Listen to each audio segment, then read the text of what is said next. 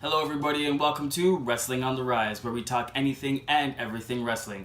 I'm your host, Rich Michaels, and on this week's show, I got some things to talk about in wrestling. I'll have the usual updates and recaps on Raw, Smackdown Live, NXT, Ring of Honor, and New Japan Pro Wrestling. I also got my up and down of the week, match of the week, and what moves you this week is going to be awesome. I also got some things to say, and I got a surprise for you at the ending of the show. So join the conversation on Twitter and Instagram at Wrestling on the One, and use the hashtag Wrestling on the Rise. Comment on this video. Don't forget to like it. Subscribe to the channel if you haven't yet. And now we're going to get things started with Ring of Honor news. Ring of Honor's Best in the World happened this past week, and what an event it was. We had two championships changing hands. The first one being Dalton Castle and the Boys winning the 6-man tag team championship. Also, we have a brand new Ring of Honor World Heavyweight Champion in Cody as he defeated Christopher Daniels in a grueling matchup. Honestly, congratulations to Cody. You deserve it. It's long overdue. I am so happy for you and so proud. Your hard work and dedication finally proved itself. And good for you, Cody. And now let's go on to some Raw news. So now for Raw news, this week's Raw started off with two Joes that are Samoan inside the ring. The first one being Roman Reigns, declaring himself the new #1 contender for the Universal title at SummerSlam, and he will face the winner of Brock Lesnar and Samoa Joe at Great Balls of Fire. And Roman Reigns basically disrespecting Samoa Joe by calling him a regular Joe. So Samoa Joe decided to come down to the ring and tell Roman Reigns, "Hey bud, better put some respect on my name because I'm a real dangerous son of a gun and you don't want to play with me." And also Braun Strowman made his return, attacking Roman Reigns and challenging him to an ambulance match for Great Balls of Fire. That match is going to be exciting. And speaking of attacking, the mystery attacker that attacked Enzo and Cass has been revealed, and it's none other than Big Cass. I hate to be the guy that says I told you so, but I did. I told you so. Big Cass is the one attacking Enzo and staging his own attackings backstage. And now what's next for Enzo and Cass, I don't know. But to put an exclamation point on his attacking to get his message clear, he gave Enzo a big boot and also declaring the tag team of Enzo and Cass to be over. I don't know where they go from here. Singles action, singles competitors, or is Enzo going to find himself a new tag team partner? I don't know, but you guys can tell me what you think. I had a poll actually on Twitter, and 73% of you guys have said that you were not shocked by Big Cass attacking Enzo and not shocked that the tag team is split up. So I really don't know what's in store for these guys next, and we're just going to have to wait and see.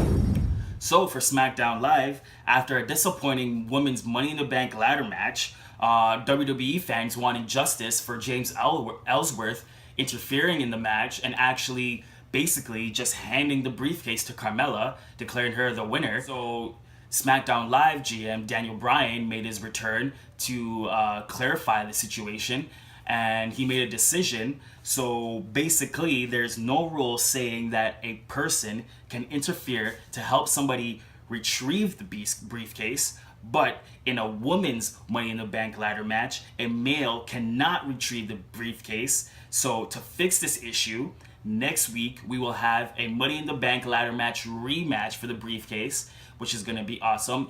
Also, James Ellsworth is banned from ringside, so we can finally have a fair match. Thank you, Daniel Bryan. Also, speaking of rematches, Lana and Naomi will square off one-on-one next week for the SmackDown Live Women's Championship in a rematch for Money in the Bank. And I have to say, Lana, you proved me wrong once again. I am so shocked and surprised of your performance for Money in the Bank. It was actually pretty awesome, and I'm super excited to see what you can do this week in your rematch. Hopefully, we can see some more of those new moves that you learned. And who knows? I am going to say it first. You know where you heard it first. Lana, new SmackDown Live Women's Champion next week. Yes, you heard it from Rich Michaels itself. Now for NXT news. So this week's in NXT, Ember Moon made her return to in-ring action. Also, NXT champion Bobby Roode and challenger Roderick Strong had a heated altercation backstage, fighting in front of Roderick Strong's family, which was kind of disrespectful. hyping up their match next week for the NXT Championship. Also next week, we have Asuka versus Nikki Cross in the last woman standing match for the NXT Women's Championship, which would be pretty awesome. But in this week's main event for NXT, Cassius Ohno faced off against Aleister Black. And these two knockout artists went blow for blow, toe for toe in an awesome match. And Aleister's Black Mass Kick proved to be way too much for Cassius Ohno. And Aleister Black picking up the wing there. Also in NXT, in case you didn't know by now, former Ring of Honor TV champ and tag team champ Bobby Fish made his NXT debut this past week, and it will be airing on an NXT episode in July 12th episode. So stay tuned for that in a couple weeks. And now time for some New Japan news. New Japan's Pro Wrestling G1 special in USA is happening this weekend, and they will crown a brand new, very first IWGP US Heavyweight Champion in an 8-man tournament, and the competitors are Michael Elgin versus Kenny Omega, Jay Lethal versus Hangman Page, Juice Robertson versus Zack Sabre Jr., Tomohiro Ishii versus Tetsuya Naito. Also, Cody looks to add another championship to his championship entourage as he goes one-on-one with Okada for the IWGP Heavyweight Championship. So you can all check that out on NewJapanWorld.com on July 1st and 2nd, which is going to be exciting. And now time for my match of the week, my up and down, and for what moves you. This week, my match of the week is the Usos versus the New Day from Money in the Bank. This match was so close. I mean, I could have sworn the New Day won the match at least 3 times. But again, the Usos are such veterans. They came out on top and literally walked away with the Smackdown tag team titles. Like, they literally just walked out the ring and got counted out. But besides that, the match was so awesome. If you did not know you were watching Money in the Bank, you could have sworn you were watching a WrestleMania tag team match. Like, that's how good it was. Now, for what moves you. Last week, our matchup was the moonsault between Charlotte Flair and Lita. And I went to the polls on this one again, and 73%, number 73 seems to be familiar here, 73% of you guys said Lita does it better. I'm kind of shocked. I would have thought everybody would have chose Charlotte Flair since she's like the biggest over right now. And this week's match is between 2 WWE Hall of Famers. The move is basically the same, but they have different names, and both competitors done the move a little differently. This week's matchup is Bret Hart and the Sharpshooter versus Sting and the Scorpion Deathlock. Now, to be honest, the difference is just the aggression in the move. So try not to make that a factor, but you guys actually tell me who does it better, who picks up the most wins, most championship wins with the move, which move looks more dangerous than the other, and if you don't want to use those as factors, who do you like more? We know these competitors have faced off in WCW more than once, and all the matches were amazing. So you be the judge, vote on Twitter or comment on the video, tell me what you guys think. Now for my up and down of the week. My down was the Women's Money in the Bank ladder match and having a chinless troll, James Ellsworth, interfere and basically stealing this history-making event from the women and from the viewers that wanted to see this actually go down. James Ellsworth, you screwed it up.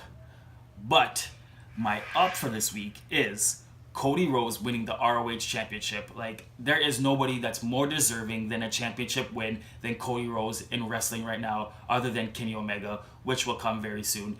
But Cody Rhodes, very, very, very proud and so happy for you. Congratulations.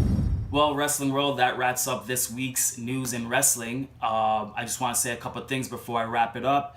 I will be making some changes to next week's show. I will be giving you live updates on events as they happen on Twitter. So be sure to check me out on Twitter at WrestlingOnThe1 to get live updates.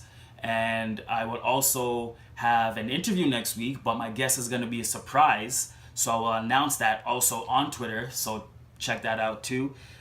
Keep that on the lookout. And also, before I go, I just want to say, please everyone, wherever you live, please support your indie wrestling organizations.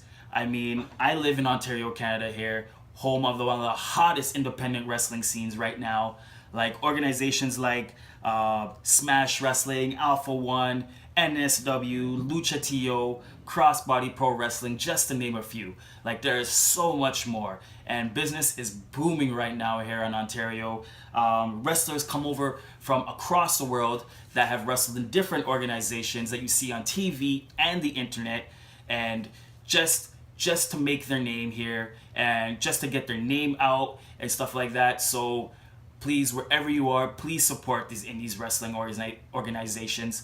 Like, does anybody know where Kevin Owens came from, where AJ Styles or Seth Rollins came from? They all started in independent wrestling organizations.